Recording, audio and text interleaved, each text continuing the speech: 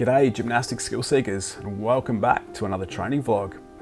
In the last episode I talked about my gymnastics strength training goals and what I'm currently working on right now. In this video I want to talk about my gymnastics flexibility goals.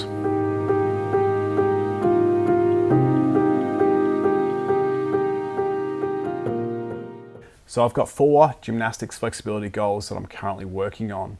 The first one of those is the chest to floor pancake. Now this is one of the reasons why I started doing more flexibility. I was working on my press to handstand and I could get my press to handstand, but my technique and form wasn't that great. I was muscling my way through the press to handstand, so I had the strength, and that sort of made up for the lack of flexibility that I had. It was a bit ugly in terms of the technique, so my goal was I need to increase my flexibility so that I can do multiple reps of the press to handstand and also start to work towards the stall to press. So that's one of the reasons, obviously, I hired a flexibility coach and started working with Erdi at Learning to Human, and this is the journey that we've been on. So it's been over a year now, and definitely my pancake flexibility has improved. It's come a very long way actually. So some of the stuff we're working on right now, one of the accessories is the unilateral straddle leg lifts. Now it's a core compression exercise that helps to build strength in the anterior part of the hip, and we use those muscles to pull us into the pancake, and it helps to tilt the pelvis forward, so that anterior pelvic tilt that we're after in the chest to floor pancake. Now before I go into this, I like to sort of do a bit of a stretch on either side. So if I'm stretching the posterior chain, it helps me get a better contraction in the anterior chain. And I notice that I'm definitely tighter on the right side. I feel it more in the bicep femoris, so lateral hamstring, and some tightness there. And in the past, I've had maybe a slight strain in that muscle from doing stretching before. So maybe it's just a little bit of that, but I'm wondering if this is holding me back from going deeper in the pancake. So it's something I'm gonna focus on a little bit more in the next phase, just trying to target that lateral hamstring. I also notice it in the seated block crush with the leg extensions. It's not the best video comparison here, but I definitely feel that the left side, the leg is higher and it's easier to extend the knee, whereas on the right side, I'm not getting the same height, and the contraction strength at the top there isn't as strong as the left side. So I'm still making very good progress. At the start of this phase, my depth was a little less than it is right now, and there was definitely more rounding in my back. So I was using more of the spine flexion to get me deeper, because I had less range in the anterior pelvic tilt. And after this phase that we've worked through, my anterior pelvic tilt has definitely improved. I think one of the things that's helping the most here is just continuing to work on the pigeon stretch. The pigeon stretch has been a big part of my flexibility training for the last sort of maybe 6 months, and it's definitely come a long way. I feel from training history, maybe triathlon days, and also CrossFit days, a lot of squatting, a lot of deadlifting, strong tight glutes, but not very mobile glutes. So obviously stretching out the glutes is helping me improve that anterior pelvic tilt, lengthening out that posterior chain there. So that's pretty much where I'm at right now with my pancake flexibility. Okay, flexibility goal number 2 is the pike, seated pike, standing pike. It's what we're working towards. So I see the pike and the pancake as very similar movements. They're both a forward fold that requires posterior chain length and anterior chain strength. So they support each other.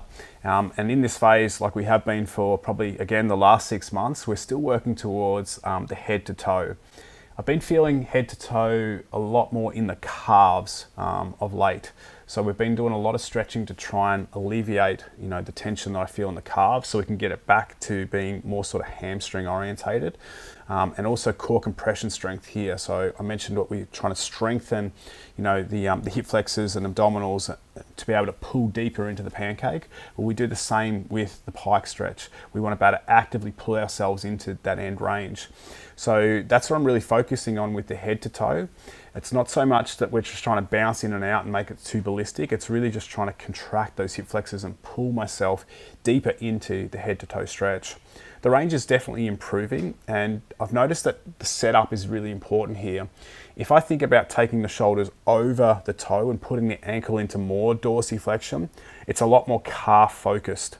If I sit the hips back, more like an RDL, let's say, and sort of bring my torso down in that way, I definitely feel it a little bit more hamstring. So I've changed the focus or changed the setup a little bit more in this head to toe, and it's starting to make a little bit of a difference there. Definitely the area where I feel it the most. Again, the right side is a little bit tighter. So again, probably bicep femoris, lateral hamstring head. And that's an area where we've obviously got to continue to work on so that I can improve maybe that head to toe.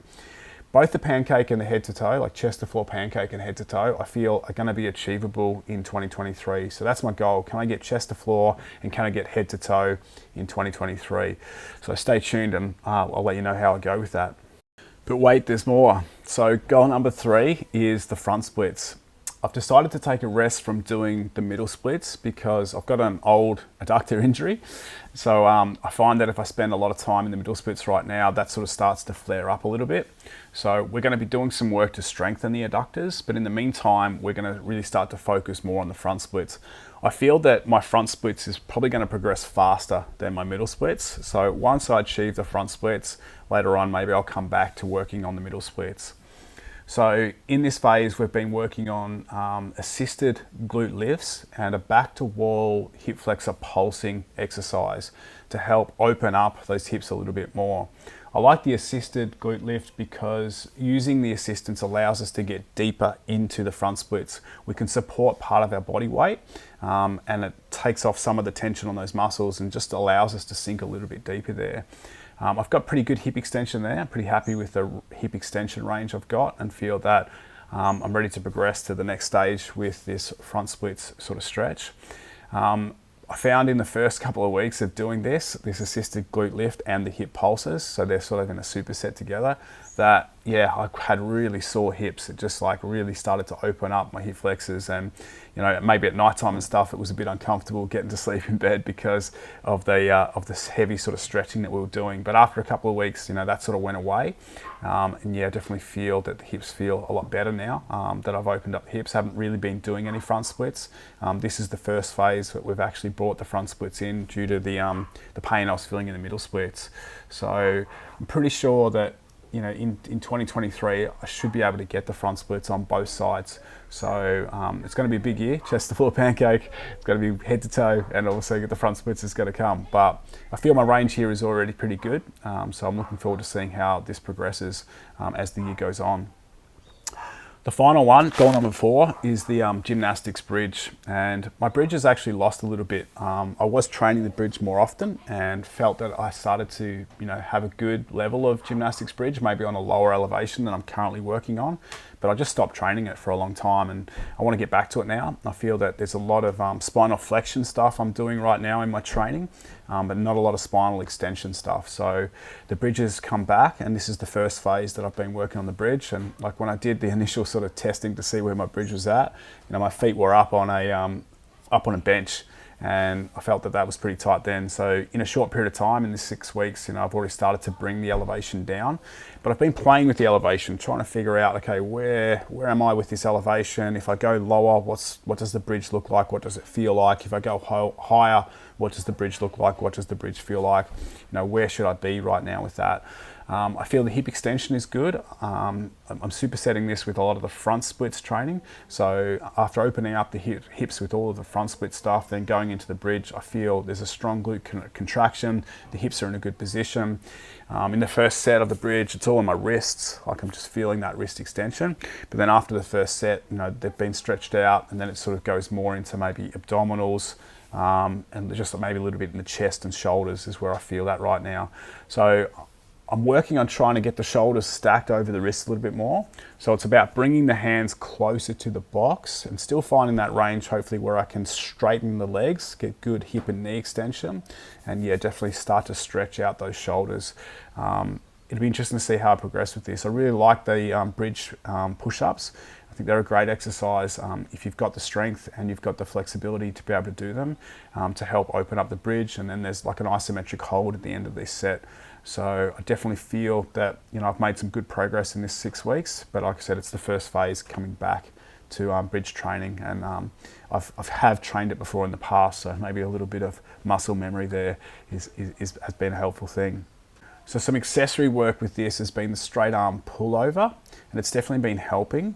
Adding some of the internal rotation here with the shoulders has been interesting. I don't think I've really done too much of the internal rotation with the shoulders with pullovers. As a kid, I broke my left arm twice. So I used to feel, a lot of pain and discomfort in my left shoulder, and this overhead sort of pullover movement was a very vulnerable position to put my shoulder in. So I did a lot of work when I was strength training and doing more, typical weightlifting in the gym to rehabilitate that shoulder after, breaking my arm twice as a kid. And lots of shoulder external rotation work, a lot of trap 3 work, a lot of shrugs, all that sort of stuff was something that definitely helped, get that shoulder in a good position. And I'm pretty happy with this right now. I don't really feel too much impingement in that shoulder. And I definitely feel that I've got some good range of motion in that pullover. These were just like little holds. So it was like, 5 to 10 second holds, trying to keep the rib cage down, trying to think about elevating the shoulder, pushing the weight away, and just helping to open up the shoulder and obviously transfer that over into the bridge. So they were a good little superset together, and I definitely feel that their flexibility in the gymnastics bridge is coming a long way. So these are my 4 flexibility goals: chest to floor pancake, head to toe right now, getting the front splits, and improving that gymnastics bridge. What's the target with the gymnastics bridge? I'd love to be able to have it on the floor and be able to have the shoulders stacked over the wrists. So I'm not sure how long that's going to take to do that, just bringing it back. I've never done that before. I could do a gymnastics bridge on the floor with straight legs, but hopefully, working with Erdy over the next few months, we're going to see some great progress with that as well. So definitely stay tuned with that.